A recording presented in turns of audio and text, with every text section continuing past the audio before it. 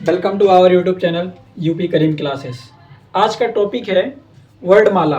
ठीक है, तो वर्णमाला किसे कहते हैं, वर्णमाला के कितने पार्ट होते हैं, वर्णमाला में कितने अक्षर होते हैं, इन सब टॉपिक पे आज हम क्या करेंगे, चर्चा करेंगे। ठीक है, चलिए देखते हैं। लिखा है क्या, वर्णमाला। बेटा वर्णमाला जब शुरुआत में हम पढ़ना शुरू करते हैं वर्णमाला को, उसमें छोटा से यहाँ तक यही सब ABCD पढ़ा दिया जाता है, लेकिन वर्णमाला क्या है इसके बारे में हम आज डिस्कस करेंगे। ठीक है, चलिए वर्णमाला किसे कहते हैं, वर्णमाला क्या होता है। ठीक, पहले वर्णमाला का डिफिनेशन देखेंगे।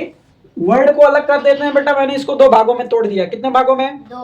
दो भागों में। वर्ड को अलग कर दिया और माला को अलग कर दिया। अब माला को मैंने अलग कर दिया, वर्ड को अलग कर दिया। अब वर्ड का माने क्या होता है, अक्षर होता है। चलिए अक्षर को छोड़िए, अभी देखो आप देखे होंगे कि नोट नोट नोट नोट मिला के क्या बना, नोट का माला, यानी पैसा पैसा पैसा पैसा मिला के क्या बना, पैसे का माला। वैसे सेम टू सेम होता है फूल फूल फूल फूल फूल मिला के क्या बना, फूल का माला पहनाया जाता है ना। वैसे कुछ लोग होते हैं मोती का माला पहने होते हैं, तो उसमें बहुत सारी मोतियां मोती मोती मोती मिला के क्या बना होता है, मोती का माला। बस वैसे सेम टू सेम है बेटा। वर्ड का माने क्या होता है, वर्ड का माने होता है अक्षर। वर्ड का माने अक्षर और माला का माने होता है माला। इसलिए क्या हो गया, अक्षरों का माला।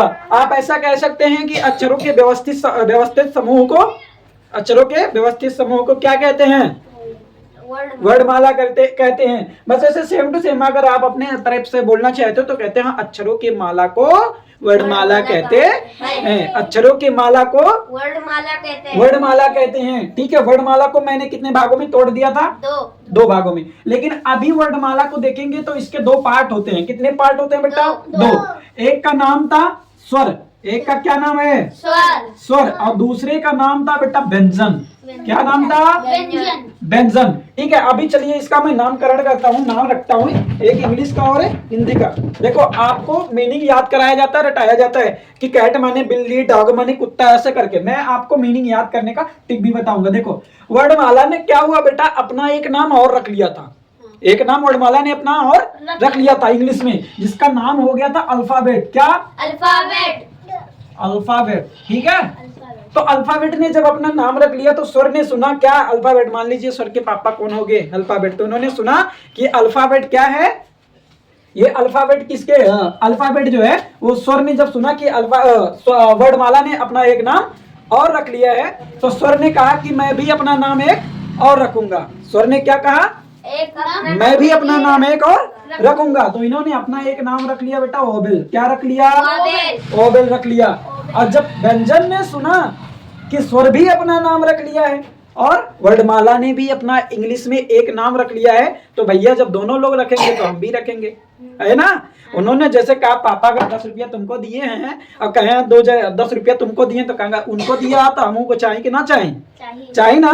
तो ऐसे ये कह रहा था कि जब पापो समझ लीजिए, मतलब वर्णमाला ने भी अपना नाम रख लिया और स्वर ने भी अपना एक अलग नाम रख लिया इंग्लिश में, तो अब हम भी रखेंगे अपना नाम। तो इन्होंने अपना नाम रख लिया बेटा कॉन्सोनेंट। क्या, कॉन्सोनेंट, यानी वर्ण। अल्फाबेट का माने होता है, अल्फाबेट का माने क्या होता है, वर्णमाला, और ओबेल का माने होता है स्वर, और व्यंजन को इंग्लिश में क्या कहते हैं, कॉन्सोनेंट। इतना समझ में आया?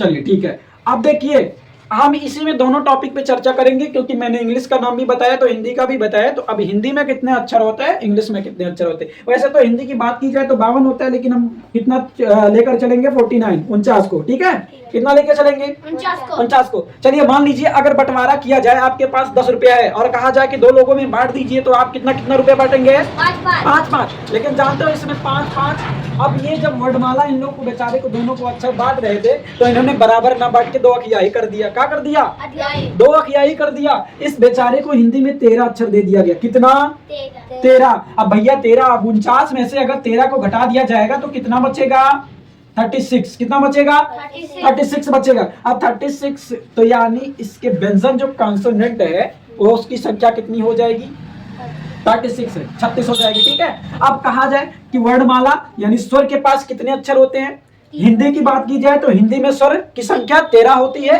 और व्यंजन की संख्या 36 होती है। ठीक है, अब सेम टू सेम अगर इंग्लिश की बात की जाए, जैसे स्वर में देखिए 13 अक्षर है, लेकिन वो कौन कौन सा है, तो छोटा आ, बड़ा आ, यहां से लेकर आह तक का, ये 13 अक्षर टोटल कितना होता है, क्या है, हिंदी में से स्वर है। ठीक है, हिंदी का स्वर है। अब बात करेंगे इंग्लिश में, तो इंग्लिश वाली जो है, अब पहले इसका देख लेते हैं कॉन्सोनेंट का। तो कॉन्सोनेंट यहाँ का से लेकर बेटा ज्ञा तक का, का से लेकर ज्ञा तक का। और इंग्लिश की बात की जाए तो इंग्लिश में भी कितना अक्षर है, 5 ही अक्षर है। वावेल कितना है, 5 ही। ए, ई, आई, ओ, यू, यही केवल 5 अक्षर है। और 5 अक्षर टोटल इंग्लिश में कितना है, 26। कितना है, 26 यानी 26 अक्षर है। तो 26 में से 5 निकाल दिया गया, कितना, 21। अब बताइए, जब बंटवारे के समय क्या किया गया, इस बेचारे को, स्वर को हिंदी में भी 13 दे दिया गया, और इंग्लिश ने जब बंटवारा किया तो इंग्लिश वाला भी अल्फाबेट ने भी क्या कर दिया, इस बेचारे को 5 ही दे दिया। कितना दे दिया, 5 ही। लेकिन जानते हो क्या हुआ,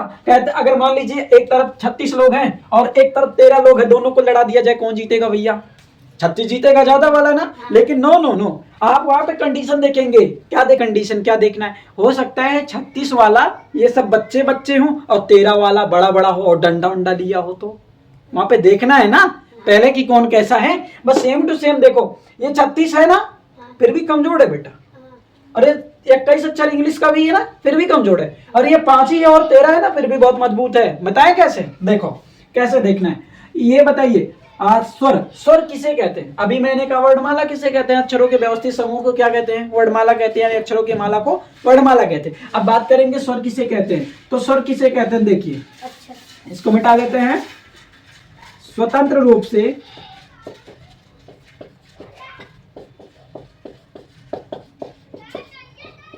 से बोले जाने वाले अक्षर को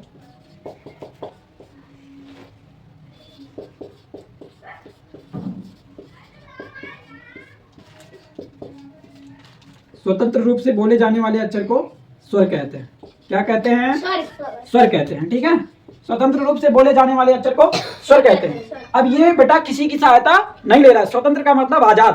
पहले हम क्या हुआ करते थे, अंग्रेज के गुलाम हुआ करते थे, लेकिन अब आजाद है ना। बस ऐसे सेम टू सेम ये भी स्वतंत्र है बेटा, स्वतंत्र है ना, लेकिन ये समझ लो अभी भी गुलाम है। किसका, स्वर का।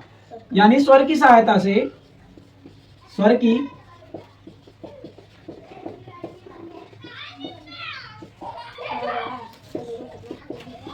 सहायता से बोले जाने वाले अक्षर को, स्वर की सहायता से बोले जाने वाले अक्षर को क्या कहते हैं बेटा, व्यंजन कहते हैं। व्यंजन कहते हैं।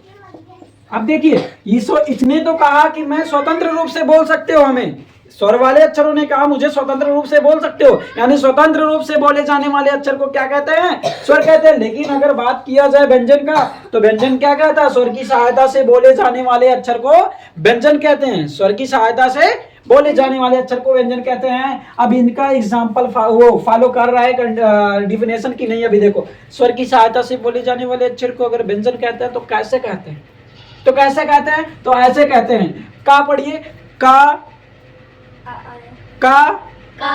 तो देखिए का के पीछे आ रहा है कि नहीं आ रहा है, यानी ये स्वर की सहायता लिया कि नहीं लिया। मैंने बताया था ना, छोटा आ से लेके बेटा आ तक का, कितना, आ तक का ये 13 अक्षर जो है। अब देखिए अगर मान लीजिए कहिए गा, तो गा के पीछे भी आ रहा है कि नहीं आ रहा है, हाँ आ रहा है। और घा, इसके पीछे भी आ रहा है। तो जब इन सब के पीछे बेटा आ रहा है, यानी स्वर की सहायता ले रहा है कि नहीं ले रहा है, स्वर की सहायता ले रहा है ना। तो जब स्वर की सहायता ये बेटा ले रहा है, इसलिए ये क्या है, व्यंजन। और ये स्वर की सहायता नहीं ले रहा है, स्वतंत्र रूप से बोला जा रहा है, यानी स्वतंत्र रूप से बोले जाने वाले अक्षर को स्वर कहते हैं, और जो स्वर की सहायता से बोले जाने वाले अक्षर को क्या कहते हैं, व्यंजन कहते हैं। ओके, ठीक है। तो ये हो गया अल्फाबेट। अल्फाबेट को वर्णमाला को इंग्लिश में अल्फाबेट कहते हैं, यानी वावेल को स्वर कहते हैं, स्वर को व्यंजन कहते हैं ना, नहीं, वावेल को स्वर कहते हैं और कॉन्सोनेंट को कहते हैं व्यंजन। स्वतंत्र रूप से बोले जाने वाले अक्षर को स्वर कहते हैं और स्वर की सहायता से बोले जाने वाले अक्षर को व्यंजन कहते हैं।